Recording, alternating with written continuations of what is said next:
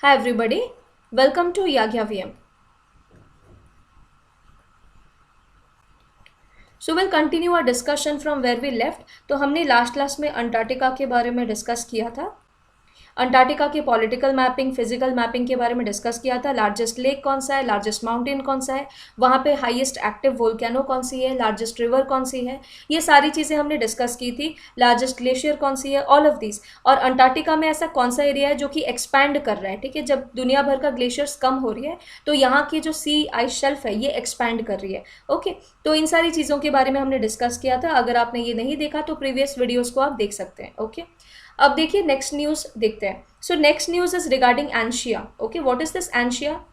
The NASA researchers have found high energy particles erupting from the ice in the Antarctic region. ठीक है, तो जैसे आपको पता होगा कि गूगल क्या करते हैं कि बहुत सारे balloons, there are a lot of balloons जो कि ऊपर आसमान में रहते हैं फॉर सर्वेलेंस। उसी तरह से नासा ने काफ़ी सारे बलून्स को डिप्लॉय किया हुआ है अंटार्कटिका के एरिया में एट वेरी हाई एलिवेशन। ठीक है, वहाँ पे कुछ साइंटिफिक बलून्स रहते हैं जो कि फ्लाई करते रहते हैं। They fly in the region of Antarctica and they observe the cosmic rays. ठीक है, they are to detect the cosmic rays, neutrinos और इन सारी चीज़ों को डिटेक्ट करने के लिए। तो इनकी फाइंडिंग क्या थी?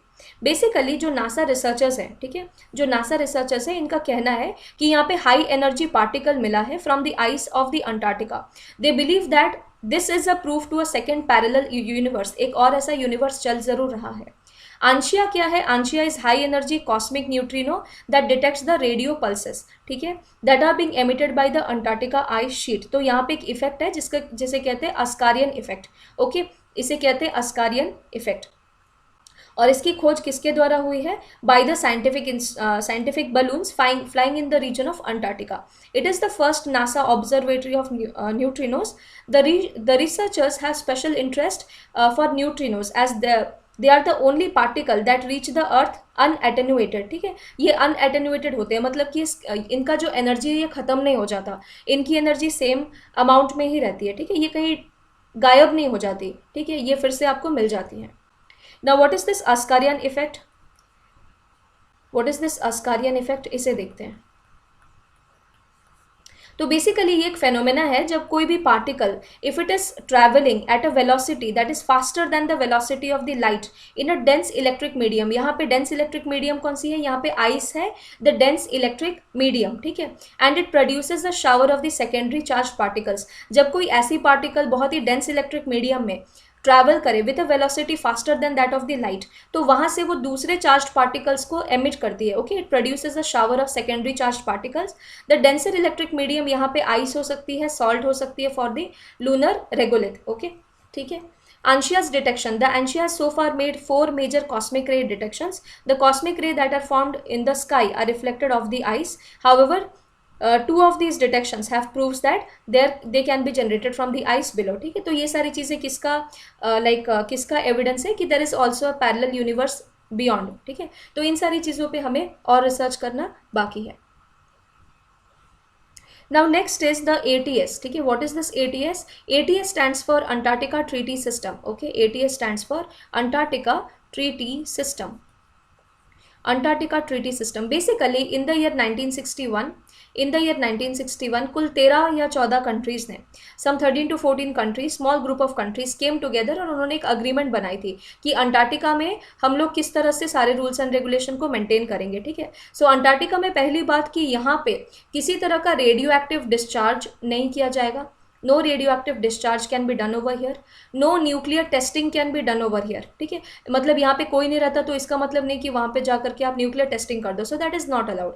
ठीक है, तीसरी बात कि यहाँ पे कोई टेरिटोरियल सोवरेंटी की बात नहीं कर सकते। Okay, the people can not talk about the territorial sovereignty here in Antarctica. ठीक है, ओके, ऑल दीज थिंग्स। और चौथी बात, यहाँ पे किसी तरह का कोई मिनरल एक्सट्रैक्शन नहीं किया जाएगा। ठीक है, यहाँ पे कोई मिनरल एक्सट्रैक्शन नहीं किया जाएगा। ये जो 1961 की ट्रीटी है ना, it is effective only till 2048। ठीक है, और 2048 में दोबारा से इसको रिन्यू किया जाएगा। अनदर इम्पॉर्टेंट थिंग ये है कि 1961 की ये जो ट्रीटी थी, यहाँ पे कुल 13-14 कंट्रीज थे जो कि बहुत ही छोटे थे। अभी क्या है, अभी यहाँ पे लगभग 50 कंट्रीज है जो कि इसके मेंबर्स बन चुके हैं। तो देखते देखते हैं what is ATS. Antarctica is not a country, क्योंकि यहाँ पे लोग नहीं रहते। It has no government, no indigenous population also. जैसे हर एक कॉन्टिनेंट जब हम देख रहे थे तो मैंने कहा था यहाँ पे ये ट्राइबल पॉपुलेशन रहती है and so and so. Antarctica में ऐसा कुछ भी नहीं है। Instead the entire continent is set aside as a scientific preserve. Antarctica को बेसिकली हम तीन नाम से जानते हैं। एक है आपका द वाइट कॉन्टिनेंट, एक है आपका डायनामिक कॉन्टिनेंट, और एक है आपका the continent of science, the continent of science. ठीक है। सो वाइट कॉन्टिनेंट इसलिए कहते हैं क्योंकि ग्लेशियर से भरा हुआ है। डायनामिक कॉन्टिनेंट इसलिए क्योंकि इसका साइज चेंज होता रहता है, कहीं पे ग्लेशियर मेल्ट करते हैं, कहीं पे आइस शेल्फ एक्सपैंड करती है। और कॉन्टिनेंट ऑफ साइंस को क्योंकि यहाँ पे सिर्फ साइंटिफिक रिसर्च के लिए ही जाया जाता है। So ATS, the Antarctica Treaty, which came into force in 1961 to 2048, enshrines the ideal of intellectual exchange. Okay, enshrines the ideal of intellectual exchange. Military activities banned here. Also prospecting for minerals is banned here. Disposal of radioactive waste, nuclear testing is banned here.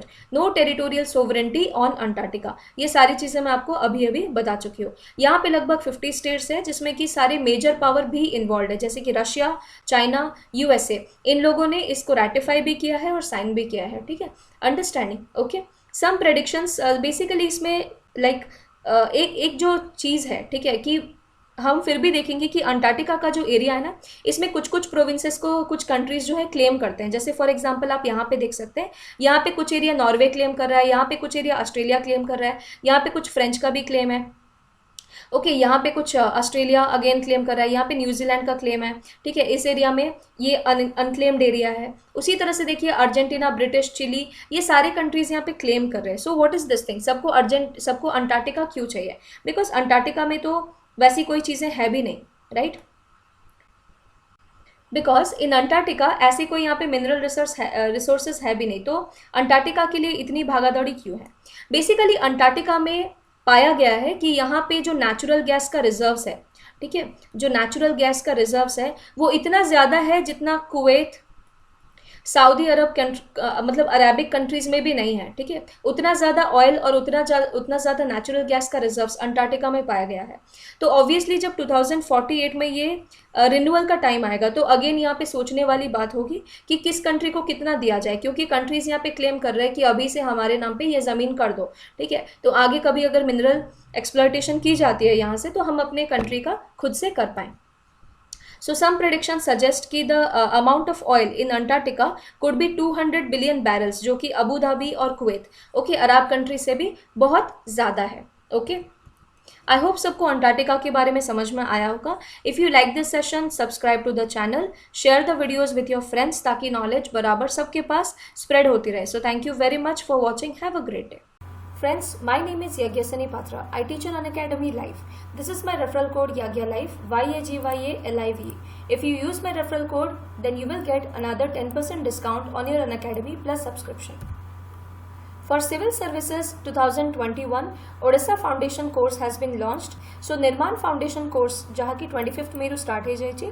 In that, we are preparing students for Odisha Civil Services 2021. I am teaching science, tech and current affair in this particular course. So what are all my courses on Unacademy? First of all, Polity from M. Lakshmikant part 1 has been already completed. So you can watch the recordings, and my upcoming course Polity from M. Lakshmikant part 2 will just be started in June. So if you want to learn polity from me, you can join me on Unacademy. Then complete science and technology for OPSC and other government job examinations. Third, current affairs. So weekly current affairs also I am covering on Unacademy platform. This is my referral code YAGYA9, and alternatively you can also use my referral code YAGYALIVE, YAGYALIVE, for getting additional 10% discount. So आपण ए referral code को भी use करे परिबे, and you can also use this referral code to get an additional 10% discount.